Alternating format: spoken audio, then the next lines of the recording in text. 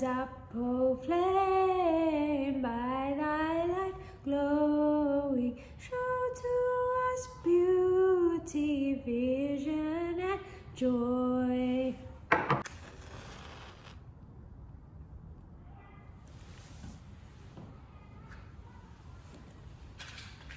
Now today, class 3s, I'm going to tell you a St. John story. Once upon a time, near the edge of a forest, there was a cottage, and inside it lived a mother and a daughter. The daughter had no father, for he had passed away a few days ago. They weren't quite as rich as you would imagine, but they survived. The daughter had the job of collecting water from a nearby well, and one day when she set off on a journey, she came across someone strange. Usually, when she would go and collect water, it would just be her. So, on this day, she came across a little boy. The boy was scruffy, he had old ragged clothing on, and he looked grey and pale. She asked him, "What are you doing here? Where do you come from?" And the boy didn't reply.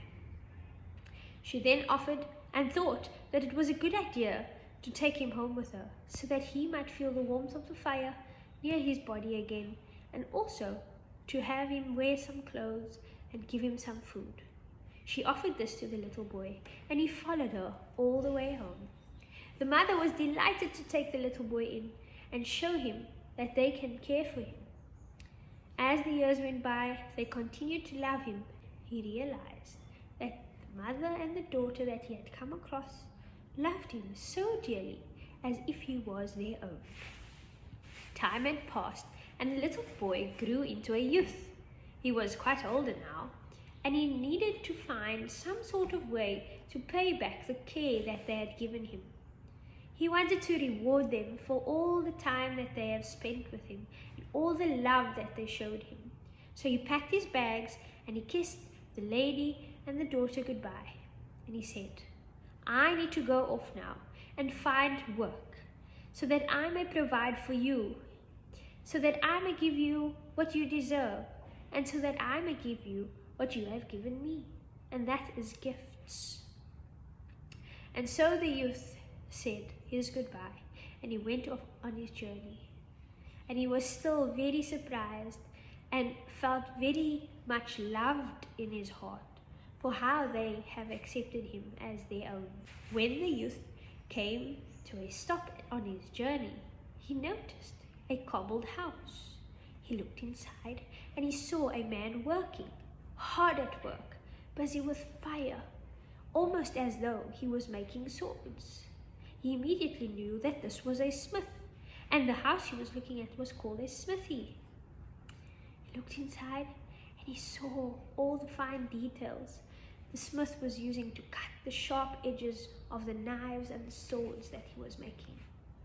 The smith noticed him by the door, and he went and he said, "Dear youth, you have come to the right place if you're looking for work.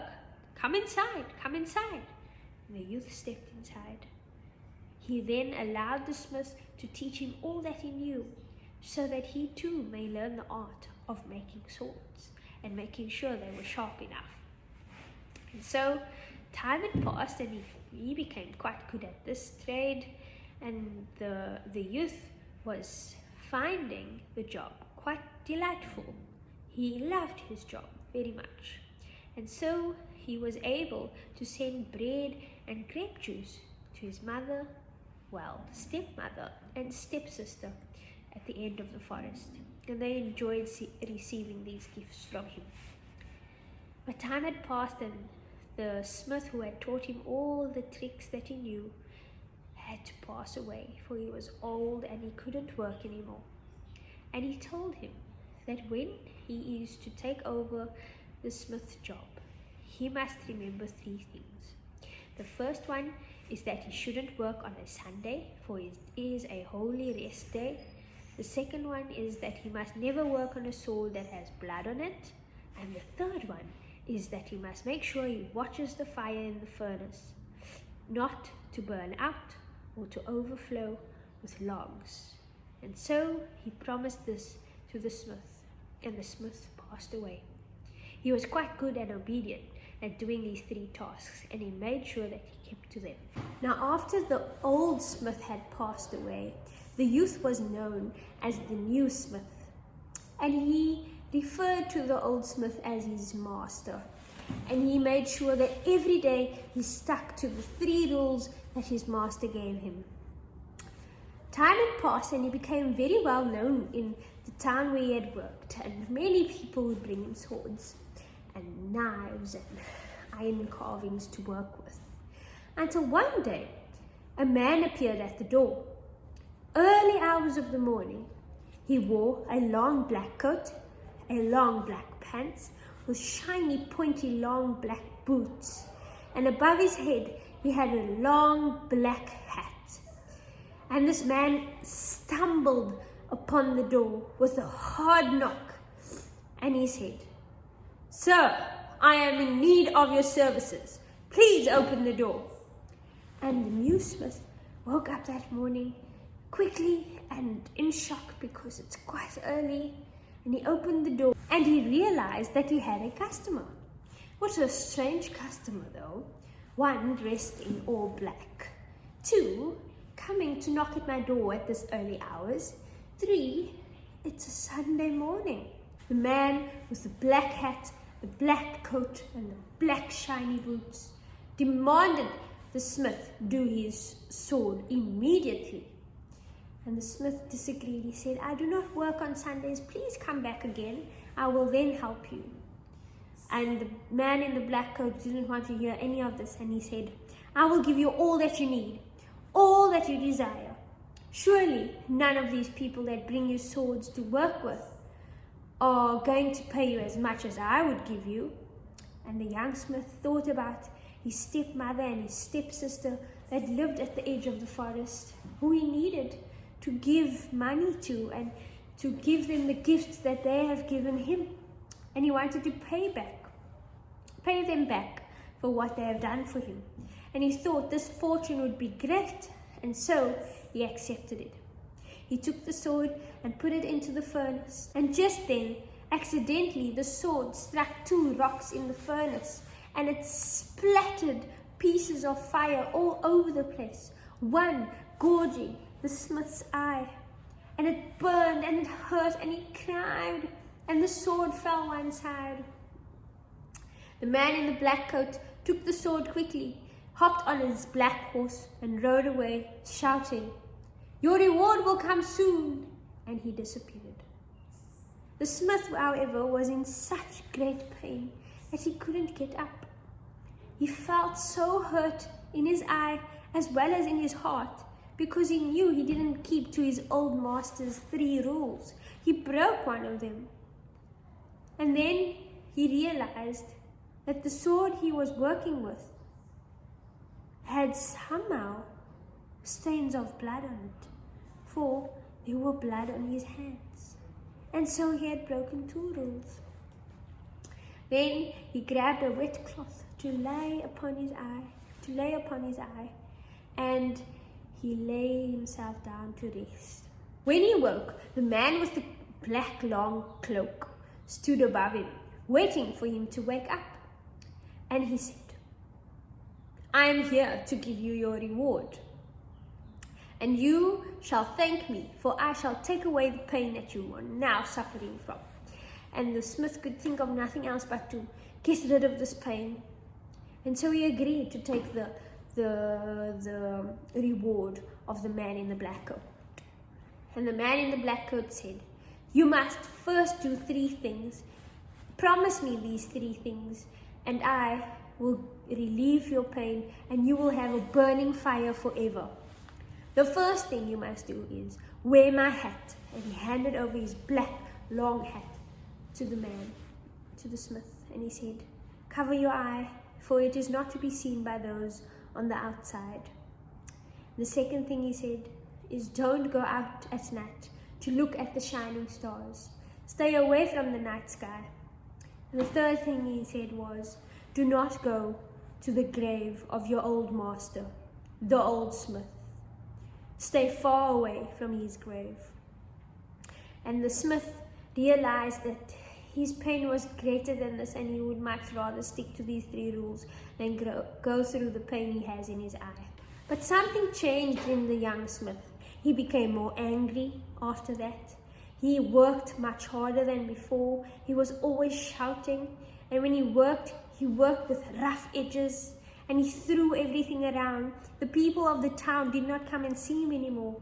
He only had one customer, and that was the man in the black cloak.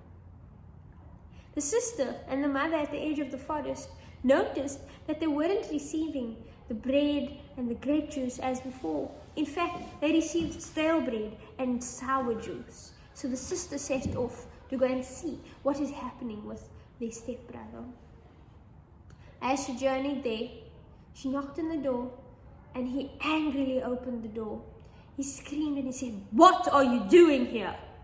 She couldn't understand, and she fled to sit beneath the oak tree, when she heard a little voice say, "You must save him from the evil man that come to visit him in the night. Show him the stars, and also tell him to remove his hat. Also tell him to come visit my grave." The girl immediately knew that this was the old smith's voice.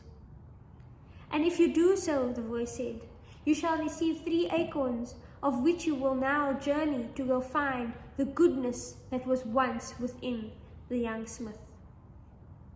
The girl gained up the courage to go back to the smith, to make him undo the curse that the evil man has set upon him. So she went back and she told him, "Please, please, will you grant me these 3 things?" So when she asked for something, he didn't think twice but to give it to her. The first thing she asked for was to remove his hat. He was first very hesitant, but he took it off anyway. And she saw the burn in his eyes and how his face was scarred from the fire. And he was quite shy, but became very angry at the fact that she could see it. And he said, "What are you looking at? Get on with it. What else do you wish for?" And she said, "I would like you to come outside and see the stars shine in the night sky." And he said, "What? Surely you want to kill me? I am not to do that." And he thought about it, and then he realized he owed his sister the world, for she was the one that found him. And so they walked out into the night sky, and the stars, they shone so brightly that it hurt his eyes, and he couldn't take it anymore. "What do you want from me now?" he said. And the young girl said, "You must follow me to the grave of your old master, the old smith." He said, "I do not understand why you want these things of me. These are the exact things that I shouldn't be doing." But because he had to give in to her, he followed her.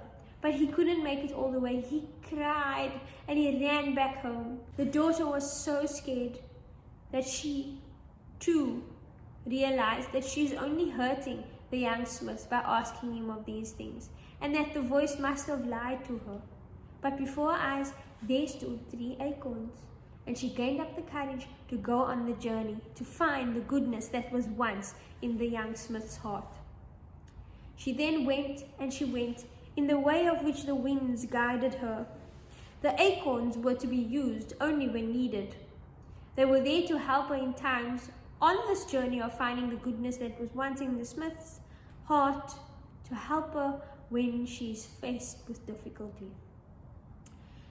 Now, you must know that the evil man with the black cloak and the black shiny boots lived upon a hill far away.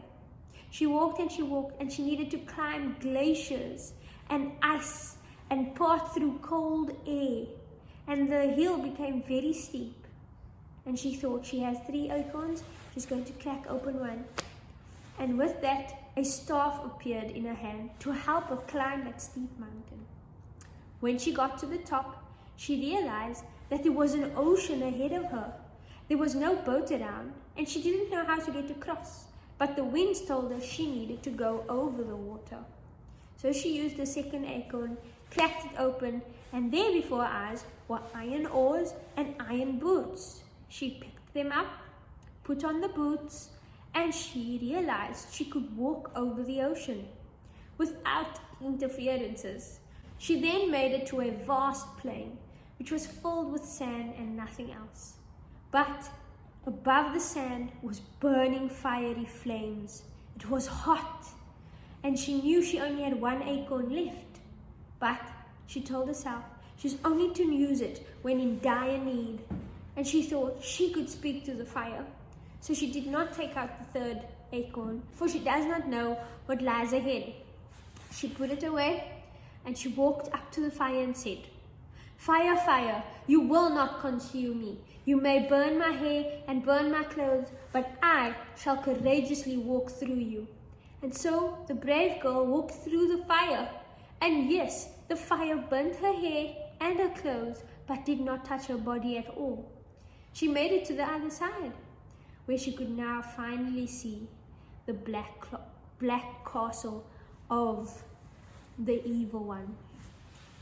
And so she gained up the courage, and she wanted to walk closer to the gates, but just then she heard a laugh.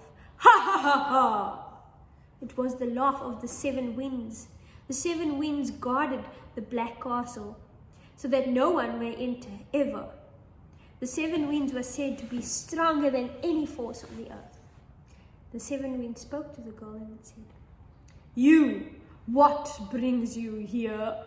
"Ha ha," the girl said, "I'm here to find my stepbrother's heart, his kind heart, the one that your master has taken away, the one that your master has stolen from him.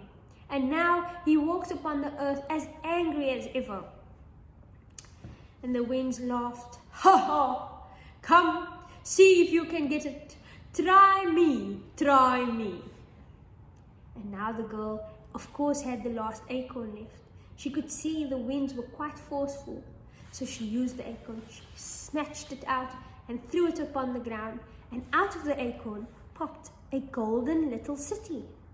The city was built of gold. There were towers and clock towers and roads and mini cars and people walking around, but everything was made in gold. And when you looked at it, it shone in the sun. It was quite a glistening scene. This distracted the little girl, and she sat there for long, watching what she had asked for out of this acorn.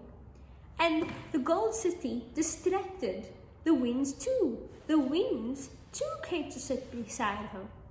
And when she noticed that the winds were distracted by the golden city, she noticed that the gates of the castle were open. And before the gates stood the box, the goodness that was once missing, that was once stolen from the evil master. And surely, she said, surely that box must have his heart. So she quickly ran and picked up the box, and she ran as fast as she can straight home, all the way home, to go find her stepbrother. Outside the smithy stood the stepbrother with wide arms open, saying, "Where have you been? Where have you been?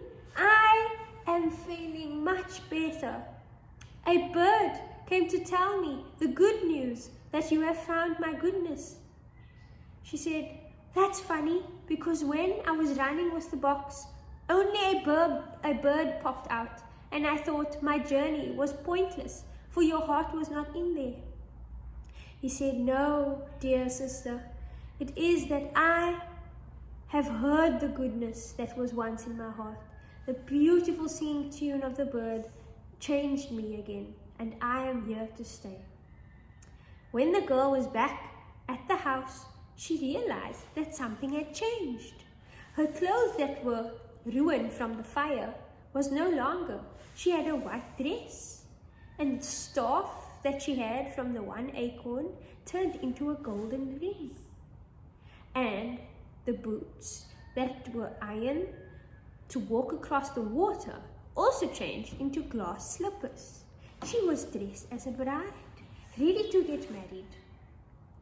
And the stepbrother said, "This is a good honor. I shall take your hand in marriage, and we shall tell mother of how we have made it through this journey to happiness once again."